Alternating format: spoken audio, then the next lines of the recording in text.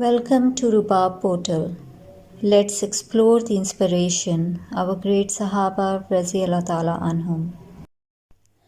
أعوذ بالله من الشيطان الرجيم بسم الله الرحمن الرحيم رب اشرح لي صدري ويسر لي أمري واحلل عقدة من لساني يفقهوا قولي ربي زدني علما. First of all, what is the meaning of a Sahabi? Sahaba are companions of Prophet and followers of Muhammad who saw or met the Prophet during his lifetime and were physically in his presence. And our today beloved Sahabi is Talha ibn Ubaidullah Raziallahu Ta'ala Anhu.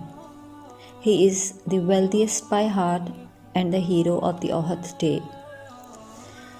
Talha ibn Ubaidullah was born in Makkah. He was the son of Ubaidullah ibn Usman of the Tayyum clan of the Quraysh tribe in Makkah. He is one of the wealthiest merchants of Makkah, termed as an elite with profound wealth. Talha is described as a dark-skinned man with a lot of wavy hair and a handsome face and a narrow nose.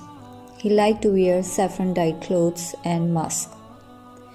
Talha is among the Ashra Mubashara, the 10 companions to be promised paradise by Prophet in this world.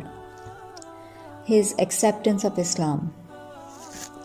Talha was trading in Basra where he met a very pious monk who told him that a prophet will soon appear in the land of Arab and the time is near. Talha got so conscious of this news that he didn't want to miss it at all. After months, when Talha returned to Makkah, he would hear people talk about Muhammad and his mission of Islam. Abu Bakr and Talha were from same tribe, so he began inquiring if Abu Bakr is also believing in the emerged prophet. He said to himself, Muhammad and Abu Bakr, by Allah, both of them would never join each other and agree upon falsehood. Then Talha rushed to meet Abu Bakr and confirmed the news of his faith. He was convinced without wasting any minute. He rushed to Prophet and took Shahada, thus making him one of the early and young converts of Islam in the blessed ranks. Talha bears the torture. Apart from getting tortured by her own mother, and despite his honorable status in society, he had to taste his own portion of Quraysh's persecution. The task of torturing him and Abu Bakr was given to Nawafil ibn Khuwailid, who was known as the Lion of Quraysh. Talha misses the Battle of Badr. Talha has participated in all the battles with Prophet except for the Battle of Badr. That's because Prophet had sent him on an assignment outside Medina. When he returned, he felt so deprived and sad for missing out the huge reward of Badr. But Prophet gave him glad tidings that his reward was exactly like the warrior's reward, and he was also given some amount of booty from battle. Prophet knew how pure were the intentions of Talha. Talha's heroism at Uhud by rescuing Prophet. Now at Uhud, when defeat was at Muslims' side and conditions went harsh, Talha saw that the site of battlefield where Prophet was standing had become the target of Kuffar's focus. He immediately rushed to Prophet by a quicker path which was filled with enemy swords and fear. He could see from a far distance how Prophet's cheek was bleeding and how he was silently suffering. Talha got mad and ran so fast at cost of his life and reached Prophet finally. He stopped there like a raging army, striking with his sword to the left and right. He saw Prophet's pains becoming unbearable, so he tried to carry him away from the sight. He supported Prophet with his left hand and chest to a secure place, while his right hand fought the swords of the enemy. Uhud was the day of Talha. When Abu Bakr and Abu Ubaidah rushed to see condition of Prophet after he was taken to secure place by Talha, Prophet pleaded Abu Bakr and Abu Ubaidah to go and check for Talha because Prophet was worried for him.